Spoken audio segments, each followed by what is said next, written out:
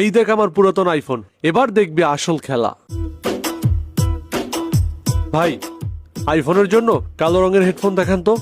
জি আচ্ছা।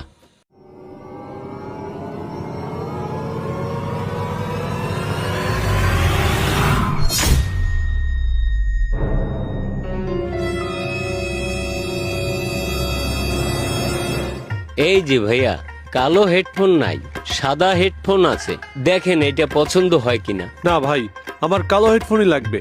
আর একবার একটু খুঁজে দেখেন না, পাইলেও তো পাইতে পারেন। 5 মিনিট ধরে খুঁজলাম, কালো হেডফোন নাই ভাই। যদি থাকতো তাহলে তো আপনাকে দিতাম, কোনো চিন্তা করেন না, এটা একদম অরিজিনাল, কোনো প্রবলেমই হবে না, আপনি নিশ্চিন্তে এটা নিতে পারেন। না ভাই, আমার কালোটাই লাগবে। কিন্তু আমাদের স্টকে তো কালো হেডফোন নাই। আচ্ছা তাহলে দেখি অন্য দোকানে পাই কিনা। আপনার যেমন খুশি। ভাই এই যে কামটা করলেন কি লাভ হইল? তুই বাইরে আয়, তোরে বলতেছি।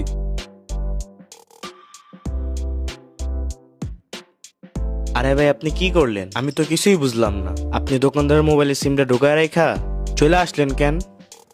আরে বোকা, আমি একটু পর ওই দোকানে যাব। দোকানে গিয়ে বলবো যে আমার ফোনটা ভুলে ওনার দোকানে রাইখে আসছি। দোকানদার যদি না মানে তখন তোর ফোন দিয়া ওই সিমে কল দিব। ফোনে যখন রিং বাজবে দোকানদার তো বিশ্বাস করবে ওইটা আমার ফোন। বাহ সেই ভাই, কিন্তু আরেকটা জিনিস বুঝলাম না, আপনার ফোনটা রেখা চলে আসলেন কেন? এর একটা কাহিনী আছে, তুই আস্তে আস্তে বুঝবি। এখন 10 মিনিট হয়ে গেছে, চল এখন আমরা দোকানে যাই। চলেন ভাই।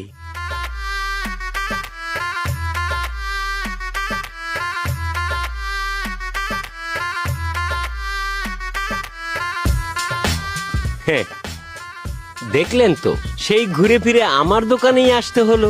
তখনই বললাম দাদা হেডফোনটা নিয়ে নেন, আমার কথা তো শুনলেন না। আচ্ছা আপনার হেডফোনটা দিচ্ছি, 1 মিনিট দাঁড়ান। ভাই, আমি হেডফোন নেওয়ার জন্য আসি নাই। আমি আমার ফোনটা ভুলে আপনার এই টেবিলে রাইখে গেছি। টেবিলে ফোন রেখে গেছেন? 1 2 3 4 5 6 7 8। আরে হ্যাঁ, এরা আসার আগে তো টেবিলে 7টা ফোন ছিল, এখন 8টা।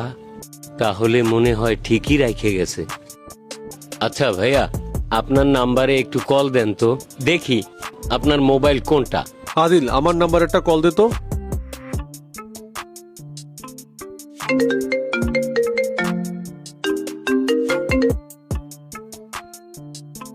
লিটল ব্রো, এবার কনফার্ম হয়েছেন যে এটা আমার ফোন? আর কোনো প্রমাণ লাগবে? না ভাইয়া, এটা আপনারই ফোন, আমি কনফার্ম